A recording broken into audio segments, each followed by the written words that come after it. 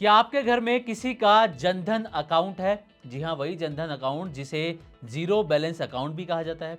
अगर है तो ये खबर आपके लिए बेहद ज़रूरी है, क्योंकि देश में 58 करोड़ से ज़्यादा जनधन खाते खुल चुके हैं, लेकिन करोड़ों लोगों को आज भी नहीं पता कि उनका अपना अकाउंट कहीं सिर्फ नाम का तो नहीं रह गया। क्या आप भी उन लोगों में शामिल हैं जो अपने ही अकाउंट के फायदे गंवा रहे हैं? इस पर अब फाइनेंस मिनिस्ट्री की तरफ से फाइनेंस मिनिस्टर निर्मला सीतारमण की तरफ से एक बड़ा अपडेट सामने आया है, या फिर बड़ी जानकारी सामने आई है, ये भी कह सकते हैं। तो वीडियो को आखिर तक जरूर देखिएगा, क्योंकि हो सकता है कि अगर आपके पास जनधन अकाउंट है तो आप लाखों रुपए के फायदे ले ही ना रहे हों। तो चलिए वीडियो की शुरुआत करते हैं। दरअसल मिनिस्ट्री ऑफ फाइनेंस और निर्मला सीतारमण ऑफिस की तरफ से एक्स पोस्ट की गई हैं, जिसमें उन्होंने ये बताया है कि प्रधानमंत्री जन धन योजना को शुरू हुए 12 साल पूरे हो चुके हैं। 2014 में इसकी शुरुआत हुई थी और अब इसको 12 साल पूरे हो चुके हैं, और जनधन खातों की जो संख्या है वो बढ़कर 58 करोड़ से ज़्यादा हो चुकी है, और इन खातों में जो टोटल डिपॉजिट अमाउंट है वो भी बढ़कर 3 लाख करोड़ से ज़्यादा हो चुका है। अब इनमें जनधन खातों में से जितने ये अकाउंट हैं, 58 करोड़ से ज़्यादा जो अकाउंट हैं, उनमें से जो 56%, 56% जो जनधन अकाउंट्स हैं वो महिलाओं के नाम हैं, और 67% जो अकाउंट हैं वो रूरल और सेमी अर्बन क्षेत्रों में खोले गए हैं। साथ ही निर्मला सीतारमण के ऑफिस की तरफ से ये भी कहा गया कि डायरेक्ट बेनिफिट ट्रांसफर के जरिए, यानी कि डीबीटी के जरिए, करीब 45 लाख करोड़ रुपए सीधे सीधे जनधन खातों में ट्रांसफर किए गए हैं। निर्मला सीतारमण ने कहा कि आज भारत के 94% एडल्ट्स के पास बैंक अकाउंट्स हैं, जो फाइनेंशियल इंक्लूजन के लिहाज से बड़ी उपलब्धि है। अब ये तो हो गया वो अपडेट जो उनकी तरफ से दिया गया, लेकिन उन्होंने ये भी बताया कि जनधन खाते के फायदे क्या हैं, क्या फायदे मिल रहे हैं, कहीं आप ये फायदा मिस तो नहीं कर रहे। पहला तो जीरो बैलेंस अकाउंट है, आपको कोई मिनिमम बैलेंस नहीं रखना पड़ता। आप जानते हैं कि जितने जो कुछ बैंक हैं, ज़्यादातर जो बैंक हैं उनमें मिनिमम बैलेंस रखने की शर्त रहती है। कई जो बड़े प्राइवेट बैंक हैं उनमें तो 10,000 से लेकर 15,000, 20,000 तक भी मिनिमम बैलेंस आपको रखना पड़ता है, लेकिन ये जीरो बैलेंस अकाउंट है तो आपको मिनिमम बैलेंस नहीं रखना पड़ता। साथ ही इसमें आपको फ्री रुपए डेबिट कार्ड मिलता है, और एक जो बड़ी चीज़ इसके अंदर आपको मिलती है जनधन अकाउंट के अंदर, हो सकता है आप वो मिस कर रहे हो, आपने अकाउंट खुलवाया हो, वो ये कि 2 लाख रुपए का एक्सीडेंटल इंश्योरेंस कवर इसमें आपको मिलता है। और इसमें लेकिन आप ये समझ लीजिए कि शर्त ये है कि जो अकाउंट 28 अगस्त 2018 से पहले खुले थे उन्हें 1 लाख का एक्सीडेंटल इंश्योरेंस मिलता है, और जो अकाउंट यानी कि प्रधानमंत्री जनधन योजना के तहत जो ये अकाउंट जनधन खाते हैं वो 28 अगस्त 2018 के बाद खुले हैं, उन्हें 2 लाख रुपए का दुर्घटना बीमा कवर, या फिर कहें कि एक्सीडेंटल इंश्योरेंस कवर यहाँ पर मिलता है।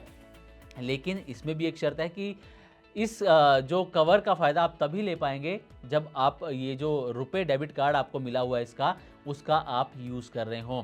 इसमें शर्त ये है कि मान लीजिए कि भगवान ना करे आपको कभी इसकी ज़रूरत पड़े, लेकिन कभी कोई दुर्घटना हो जाती है, कोई एक्सीडेंट हो जाता है, आप उसमें 2 लाख तक का ये कवर लेना चाहते हैं, लेकिन आप ये कवर तभी ले पाएंगे जब उस दुर्घटना से पहले 90 दिन के अंदर आपने इस रुपए डेबिट कार्ड का इस्तेमाल किया हो।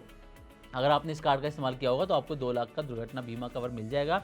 नहीं इस्तेमाल किया होगा तो आपको एक बार फिर से कार्ड जो है वो एक्टिव करवाना होगा।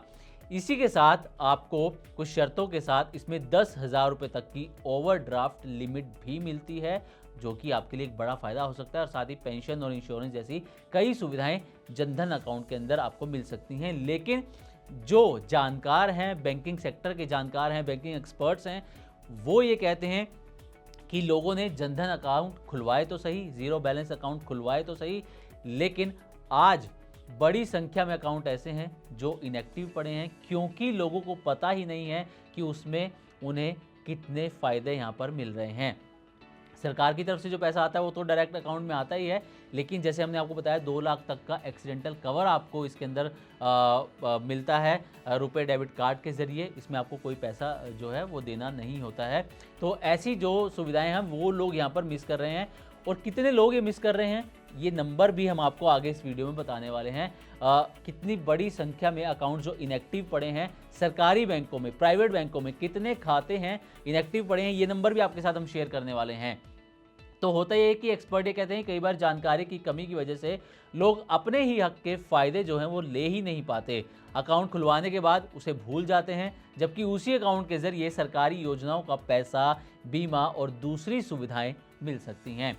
अब ये सवाल उठना इसलिए भी लाजमी है क्योंकि जो इस वक्त 58 करोड़ जनधन खाते हैं उनमें से करोड़ों खाते ऐसे हैं जिनका इस्तेमाल ही नहीं हो रहा, यानी लोगों ने खुलवा तो लिए लेकिन अब वो इनएक्टिव पड़े हुए हैं।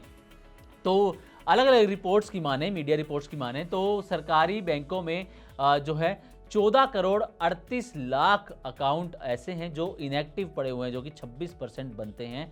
ये इतने जो करोड़ों अकाउंट हैं वो इनएक्टिव हैं। अब सरकारी बैंकों में स्थिति क्या है आप ये देख लीजिए। एसबीआई के अंदर, अकेले एसबीआई के अंदर 23% जो जनधन खाते हैं वो इनएक्टिव पड़े हैं। लोगों ने खाता खुलवा लिया लेकिन अब उसका इस्तेमाल जो है वो नहीं हो रहा है। पीएनबी के अंदर 27% अकाउंट इनएक्टिव हैं। बैंक ऑफ बड़ौदा में 27%, बैंक ऑफ इंडिया में 36%, यूनियन बैंक ऑफ इंडिया में 36%, कैनरा बैंक में 29%, बैंक ऑफ महाराष्ट्र में 20%, यूको बैंक में 15% जनधन खाते जो हैं वो इनएक्टिव पड़े हैं। अब ये है सरकारी बैंकों का हाल। अब आते हैं प्राइवेट बैंकों की तरफ। प्राइवेट बैंकों के भी यही हाल है, इससे थोड़ी सी ज़्यादा स्थिति आप देख लिए कि ख़राब होगी, मतलब कि जो अकाउंट ज़्यादा इनएक्टिव होंगे। आईसीआईसीआई बैंक के अंदर 65% जो जनधन अकाउंट है वो इनएक्टिव हैं। कोटक महिंद्रा में 49%, आईडीबीआई बैंक के अंदर 41%, एक्सिस बैंक के अंदर 35%, इंडस इंड बैंक में 25%, एचडीएफसी बैंक में 9%, आईडीएफसी फर्स्ट बैंक में 7% जो जनधन खाते हैं वो इनएक्टिव पड़े हुए हैं। अब ये खाते इनएक्टिव क्यों हैं, इनके पीछे भी कुछ रीज़न है। एक से ज़्यादा अकाउंट खुलवा लेना, कई लोगों ने पहले शुरुआत में क्या किया, एक से ज़्यादा अकाउंट खुलवा लिए। फिर केवाईसी अपडेट नहीं होना, कई लोगों की केवाईसी अपडेट नहीं हुई जिसकी वजह से अकाउंट इनएक्टिव हो गए। और साथ ही डीबीटी का इस्तेमाल कम होना, इन वजह से ये अकाउंट इनएक्टिव पड़े हैं। लेकिन अच्छी बात यह है कि अकाउंट सिर्फ इनएक्टिव हैं, अकाउंट बंद नहीं हुए हैं। जनधन खाते जो हैं वो बंद नहीं हुए हैं। आप इसको बैंक में जाकर, बैंक से बात कर कर एक्टिव करवा सकते हैं और जो फ़ायदे आपको इसके अंदर मिल रहे हैं आप उसका फ़ायदा उठा सकते हैं। जैसे कि 10,000 तक की ओवरड्राफ्ट लिमिट आपको मिल रही है, 2 लाख तक का एक्सीडेंटल इंश्योरेंस आपको मिल रहा है। इसका जो है भगवान ना करे ज़रूरत पड़े लेकिन आपको इसका फ़ायदा मिल सकता है। अब इस खबर से हर जनधन खाताधारक को एक सीख जो है वो ज़रूर मिलती है कि अगर आपके पास जनधन अकाउंट है तो आज ये चेक कर लें कि आपका अकाउंट एक्टिव है या नहीं, रुपए कार्ड आपका चालू है या नहीं और आपको उससे मिलने वाले फ़ायदों की जानकारी है या नहीं। क्योंकि कई बार नुकसान पैसे की कमी से नहीं बल्कि जानकारी की कमी से भी होता है। तो उम्मीद करते हैं कि हमारी तरफ से दी गई जानकारी आपको अच्छी लगी होगी। इसी तरह की और भी वीडियोस के लिए देखते रहें मनी9 और सब्सक्राइब करें हमारे यूट्यूब चैनल। साथ ही बिजनेस और पर्सनल फाइनेंस से जुड़ी ताज़ा तरीन खबरों को आप हमारी वेबसाइट money9live.com पर भी पढ़ सकते हैं।